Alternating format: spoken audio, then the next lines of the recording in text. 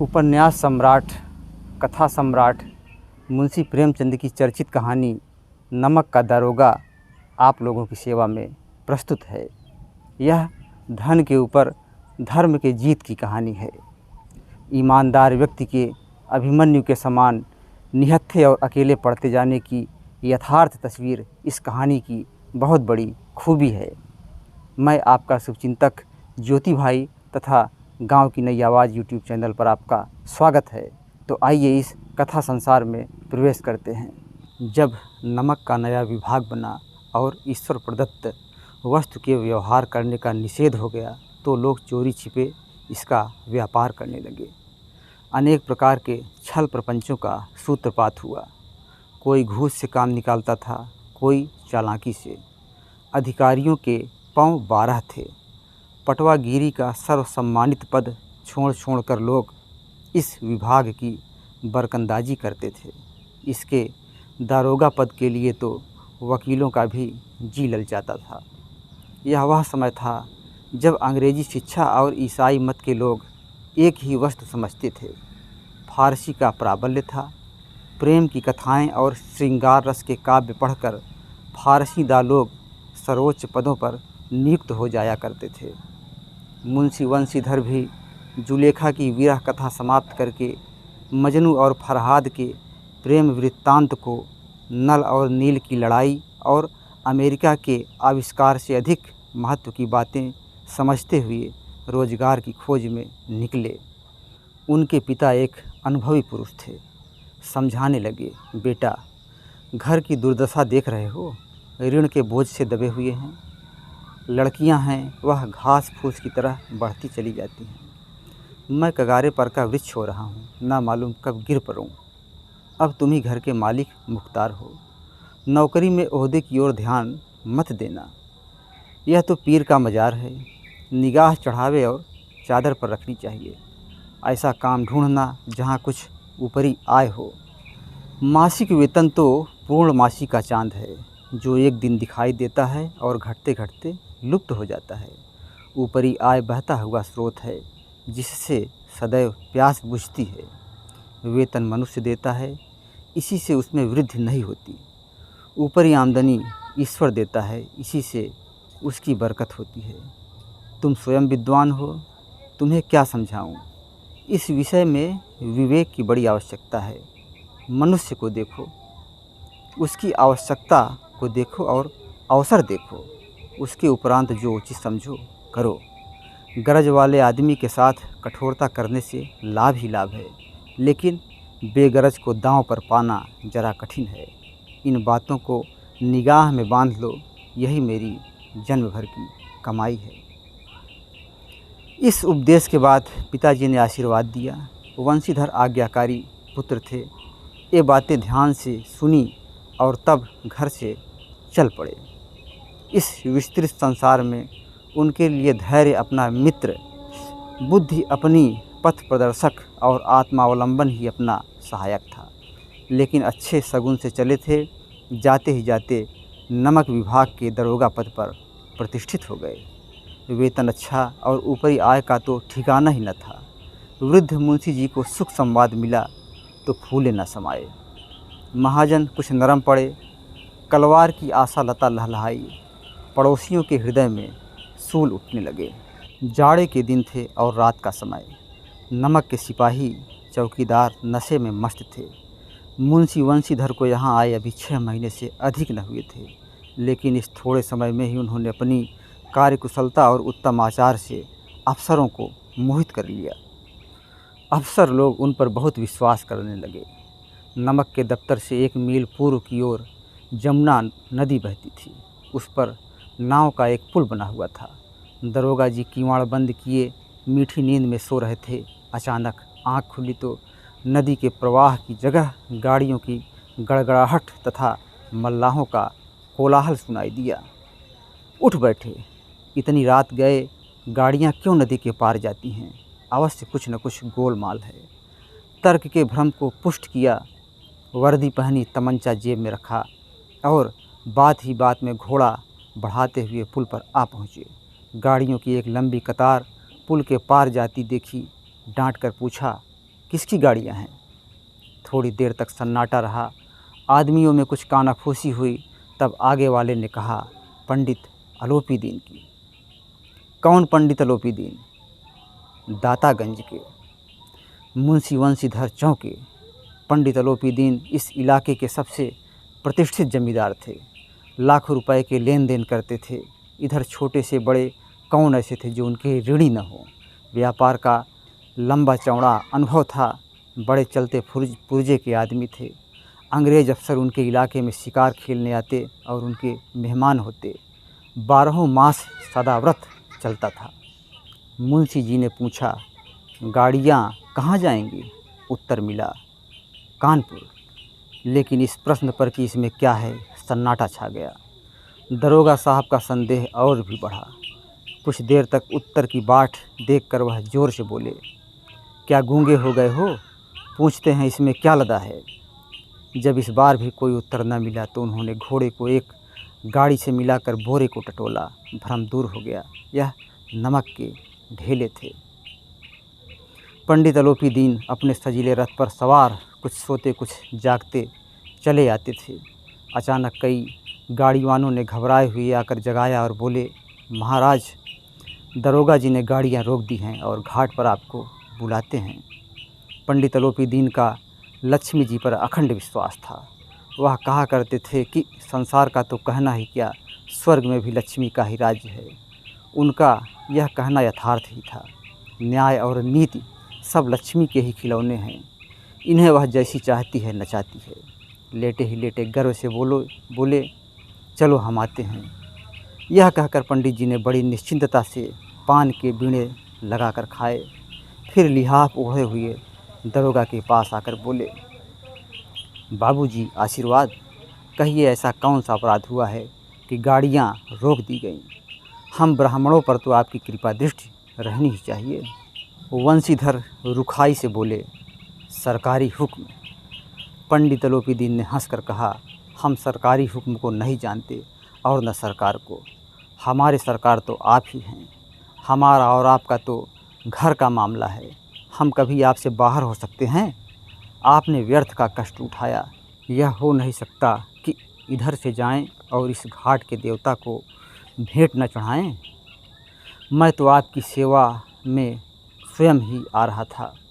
वंशीधर पर ऐश्वर्य की मोहिनी वंशी का कुछ प्रभाव न पड़ा। ईमानदारी की नई उमंग थी। कड़क कर बोले, हम उन नमक हरामों में नहीं हैं जो कौड़ियों पर अपना ईमान बेचते फिरते हैं। आप इस समय हिरासत में हैं। आपका कायदे के अनुसार चालान होगा। बस मुझे अधिक बातों की फुर्सत नहीं है। जमादार बदलू सिंह, तुम इन्हें हिरासत में ले चलो, मैं हुक्म देता हूँ। पंडित अलोपी दीन स्तंभित हो गए। गाड़ीवानों में हलचल मच गई। पंडित जी के जीवन में कदाचित यह पहला ही अवसर था कि पंडित को ऐसी कठोर बातें सुननी पड़ी। बदलू सिंह आगे बढ़ा, किंतु रोब के मारे वह साहस न हुआ कि इनका हाथ पकड़ सके। पंडित जी ने धर्म को धन का ऐसा निरादर करते कभी न देखा था। विचार किया कि यह अभी उदंड लड़का है, माया मोह के जाल में अभी नहीं पड़ा, अल्हड़ है, झिझकता है। बहुत दीन भाव से बोले, बाबू साहब ऐसा न कीजिए, हम मिट जाएंगे, इज्जत धूल में मिल जाएगी। हमारा अपमान करने से आपको क्या हाथ आएगा? हम किसी तरह आपसे बाहर थोड़े ही हैं। वंशीधर ने कठोर स्वर में कहा, हम ऐसी बातें नहीं सुनना चाहते। अलोपी दीन ने जिस सहारे को चट्टान समझ रखा था वह पैरों के नीचे खिसकता हुआ मालूम हुआ। स्वाभिमान और धन ऐश्वर्य को कड़ी चोट लगी, किंतु अभी तक धन का सांख्यिक शक्ति का पूरा भरोसा था। अपने मुख्तार से बोले, लाला जी 1000 के नोट बाबू साहब की भेंट करो, आप इस समय भूखे सिंह हो रहे हैं। वंशीधर ने गरज कर कहा, 1000 नहीं 1 लाख भी मुझे सच्चे मार्ग से नहीं हटा सकते। धर्म की इस बुद्धिहीन दृढ़ता और देव दुर्लभ त्याग पर मन बहुत झुंझलाया। अब दोनों शक्तियों में संग्राम होने लगा। धन ने उछल उछल कर आक्रमण करने शुरू किए।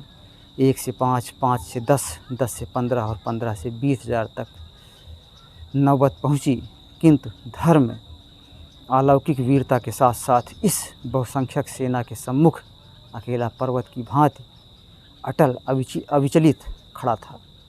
आलोपी दीन निराश होकर बोले, अब इससे अधिक मेरा साहस नहीं, आगे आपका अधिकार है। वंशीधर ने अपने जमादार को ललकारा। बदलू सिंह मन में दरोगा जी को गालियां देता हुआ पंडित आलोपी दीन की ओर बढ़ा। पंडित जी घबराकर 2-3 कदम पीछे हट गए। अत्यंत दीनता से बोले, बाबू साहब, ईश्वर के लिए मुझ पर दया कीजिए, मैं 25,000 पर निपटारा करने को तैयार हूँ। असंभव बात है, 30,000 पर किसी तरह भी संभव नहीं। क्या 40,000 पर भी नहीं?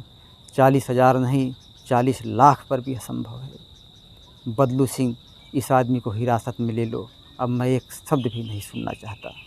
धर्म ने धन को पैरों तले कुचल डाला। आलोपी दीन ने एक हिष्ट पुष्ट मनुष्य को हथकड़ियाँ लिए हुए अपनी ओर आते देखा। चारों ओर निराश और कातर दृष्टि से देखने लगे। इसके बाद मूर्छित होकर गिर पड़े। दुनिया सोती थी पर दुनिया की जीभ जागती थी। सवेरे देखिए तो बालक वृद्ध सबके मुंह पर यही बात सुनाई देती थी। जिसे देखिए वही पंडित जी की इस व्यवहार पर टीका टिप्पणी कर रहा था। निंदा की बौछारें हो रही थी, मानो संसार में अब पापी का पाप कट गया। पानी को दूध के नाम पर बेचने वाला ग्वाला, कल्पित रोज नामचे भरने वाला अधिकारी वर्ग, रेल में बिना टिकट सफ़र करने वाले बाबू लोग, जाली दस्तावेज बनाने वाले सेठ और साहूकार, यह सब के सब देवताओं की भांति गर्दनें चला रहे थे। जब दूसरे दिन पंडित आलोपी दीन अभियुक्त होकर कांस्टेबलों के साथ हाथों में हथकड़ियाँ, हृदय में ग्लानि और क्षोभ भरे लज्जा से गर्दन उठाए अदालत की ओर चल पड़े तो सारे शहर में हलचल मच गई। मेलों में कदाचित आँखें इतनी व्यग्र न होती होंगी, भीड़ के मारे छत और दीवारों में कोई भेद न रहा। किंतु अदालत में पहुंचने की देर थी। पंडित आलोपी दीन इस अगाध वन के सिंह थे। अधिकारी वर्ग उनके भक्त, अमले उनके सेवक, वकील मुख्तार उनके आज्ञा पालक और अदालती और चौकीदार तो उनके बिना मोल भाव के गुलाम थे। उन्हें देखते ही देखते चारों तरफ से लोग दौड़े। सभी लोग विस्मित हो रहे थे, इसलिए नहीं कि आलोपी दीन ने क्यों यह कर्म किया, बल्कि इसलिए कि वह कानून के पंजे में कैसे आए। ऐसा मनुष्य जिसके पास असाध्य साधन करने वाला धन और अनन्य वाचालता हो, वह क्यों कानून के पंजे में आए। प्रत्येक मनुष्य उनसे सहानुभूति प्रकट करता था। बड़ी तत्परता से इस आक्रमण को रोकने के लिए वकीलों की एक सेना तैयार की गई। न्याय के मैदान में धन और धर्म में युद्ध ठन गया। वंशीधर चुपचाप खड़े थे। उनके पास सत्य के सिवा न कोई बल था, न स्पष्ट भाषण के अतिरिक्त कोई शस्त्र। गवाह थे किंतु लोभ से डामाडोल। यहाँ तक कि मुंशी जी को न्याय भी अपनी ओर से कुछ खिंचा हुआ दिख पड़ता था। वह न्याय का दरबार था, परंतु उसके कर्मचारियों पर पक्षपात का नशा छाया हुआ था। किंतु पक्षपात और न्याय का क्या मेल। जहाँ पक्षपात हो वहाँ न्याय की कल्पना भी नहीं की जा सकती। मुकदमा शीघ्र ही समाप्त हो गया।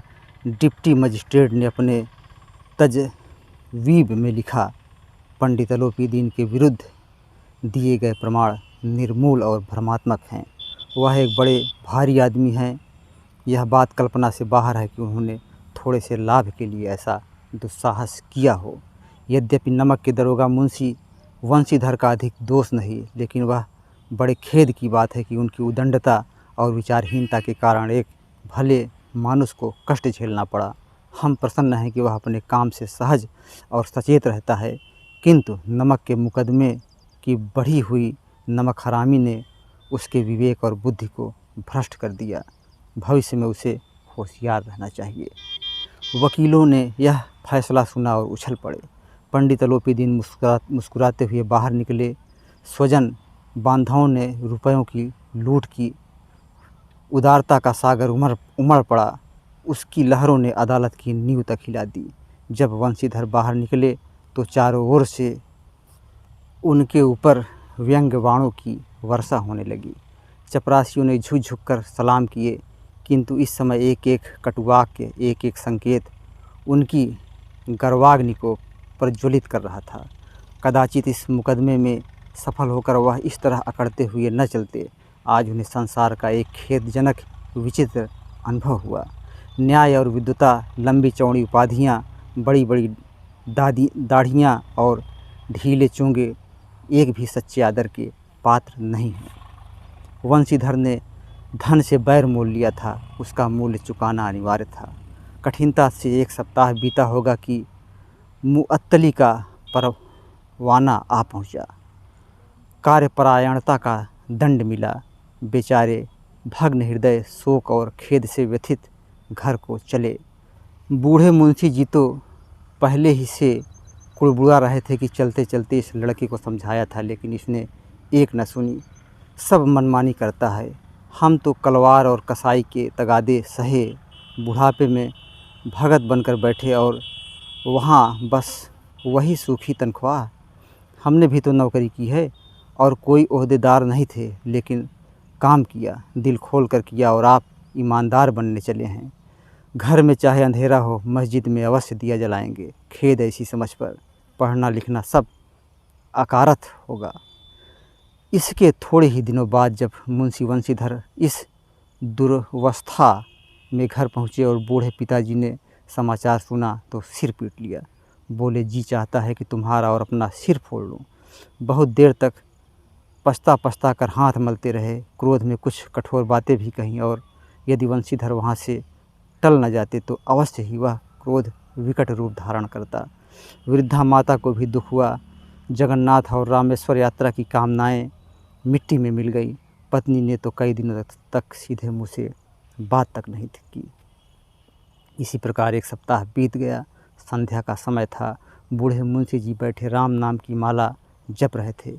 इसी समय उनके द्वार पर सजा हुआ एक रथ आकर रुका। हरे और गुलाबी पर्दे, पछाहिए बैलों की जोड़ी, उनकी गर्दनों में नीले धागे, सींग पीतल से जड़े हुए, कई नौकर लाठियाँ कंधों पर रखे हाथ में। मुंशी जी अगवानी को दौड़े। देखा तो पंडित अलोपीदीन हैं। झुककर दंडवत की और हमारा भाग्य उदय हुआ जो आपके चरण इस द्वार पर आए। आप हमारे पूज्य देवता हैं, आपको कौन सा मुँह दिखावें। मुँह में तो कालिख लगी हुई है, किंतु हम क्या करें, लड़का भागा कपूत है, नहीं तो आपसे क्यों मुँह छिपाना पड़ता।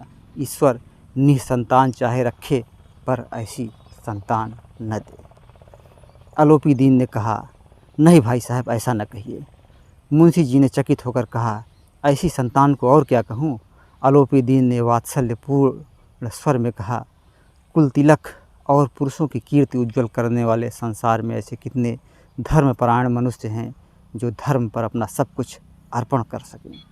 पंडित अलोपीदीन ने वंशीधर से कहा, दरोगा जी से खुशामद न समझिए। खुशामद करने के लिए मुझे इतना कष्ट उठाने की ज़रूरत न थी। उस रात को आपने अपने अधिकार बल से मुझे अपनी हिरासत में लिया था, किंतु आज मैं स्वेच्छा से आपकी हिरासत में आया हूँ।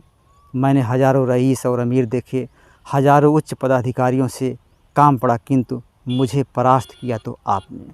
मैंने आपको अपना और अपने धन का गुलाम बनाकर छोड़ दिया। मुझे आज्ञा दीजिए कि आपसे कुछ विनय करूं। वंशीधर ने अलोपीदीन को आते देखा तो उठकर सत्कार किया, किंतु स्वाभिमान सहित समझ गए कि यह वहाँ से मुझे लज्जित करने और जलाने आए हैं। क्षमा प्रार्थना की चेष्टा नहीं की, वरन उन्हें अपने पिता की यह ठाकुर सुहाती की बात असह्य सी प्रतीत हुई। पर पंडित जी की बातें सुनी तो मन की मैल मिट गई। पंडित जी की ओर उड़ती हुई दृष्टि से देखा, सद्भाव झलक रहा था। गर्व से अब लज्जा के सामने सिर झुका दिया। शर्माते हुए बोले, यह आपकी उदारता है जो ऐसा कहते हैं। मुझसे जो कुछ अविनय हुई है उसे क्षमा कीजिए। मैं धर्म की बेड़ी से जकड़ा हुआ था, नहीं तो वैसे मैं आपका दास हूँ। जो आज्ञा होगी वह मेरे सिर माथे पर। अलोपीदीन ने विनीत भाव से कहा, नदी तट पर आपने मेरी प्रार्थना नहीं स्वीकार की थी, किंतु आज स्वीकार करनी पड़ेगी। वंशीधर बोले, मैं किस योग्य हूँ, किंतु जो कुछ सेवा मुझसे हो सकती है उसमें त्रुटि न होगी। अलोपीदीन ने एक स्टाम्प लगा हुआ पत्र निकाला और उसे वंशीधर के सामने रखकर बोले, इस पद को स्वीकार कीजिए और अपने हस्ताक्षर कर दीजिए। मैं ब्राह्मण हूँ, जब तक आप यह सवाल पूरा न कीजिएगा द्वार से न हटूँगा। मुंशी वंशीधर ने उस कागज़ को पढ़ा तो कृतज्ञता से आंखों में आंसू आ गए। पंडित अलोपीदीन ने आपको अपनी सारी जायदाद का अस्थाई मैनेजर नियुक्त किया था। 6,000 वार्षिक वेतन के अतिरिक्त रोज़ाना खर्च अलग, सवारी के लिए घोड़ा, रहने को बंगला, नौकर चाकर मुफ्त। कंपित स्वर में बोले, पंडित जी, मुझ में इतनी सामर्थ्य नहीं है कि मैं आपकी उदारता की प्रशंसा कर सकूं, किंतु ऐसे उच्च पद के मैं योग्य नहीं। आलोपी दीन हंसकर बोले, मुझे इस समय एक अयोग्य मनुष्य की ही ज़रूरत है। वंशीधर ने गंभीर भाव से कहा, यूँ मैं आपका दास हूँ। आप जैसे कीर्तिवान सज्जन पुरुष की सेवा करना मेरे लिए सौभाग्य की बात है, किंतु मुझ में न विद्या है, न बुद्धि है, न वह स्वभाव है जो इन त्रुटियों की पूर्ति कर देता है। ऐसे महान कार्य के लिए एक बड़े मर्मज्ञ अनुभवी मनुष्य की ज़रूरत है। आलोपी दीन ने कलमदान से कलम निकाली और उसे वंशीधर के हाथ में देकर बोले, न मुझे विद्वता की चाह है, न अनुभव की, न मर्मज्ञता की, न कार्यकुशलता की। इन गुणों के महत्व का परिचय खूब पा चुका हूँ। अब सौभाग्य और अवसर ने मुझे वह मोती दे दिया है जिसके सामने योग्यता और विद्वता की चमक फीकी पड़ जाती है। यह कलम लीजिए, अधिक सोच विचार न कीजिए, दस्तखत कर दीजिए। परमात्मा से यही प्रार्थना है कि वह आपको सदैव वही नदी के किनारे वाला बेमुरव्वत, उदंड, कठोर परंतु धर्मनिष्ठ दरोगा बनाए रखे। वंशीधर की आंखें डबडबा आईं। हृदय के संकुचित पात्र में इतना एहसान न समा सका। एक बार फिर पंडित जी की ओर भक्ति और श्रद्धा की दृष्टि से देखा और कांपते हुए हाथ से मैनेजरी के कागज़ पर हस्ताक्षर कर दिए। आलोपी दीन ने प्रफुल्लित होकर उन्हें गले लगा लिया। अगर यह कहानी आपको वास्तव में पसंद आई हो, यह वीडियो आपको वास्तव में अच्छा लगा हो, तो कृपया इसे लाइक करिए, अपने मित्रों के साथ शेयर करिए तथा हमारे चैनल गांव की नई आवाज़ को सब्सक्राइब करिए। धन्यवाद।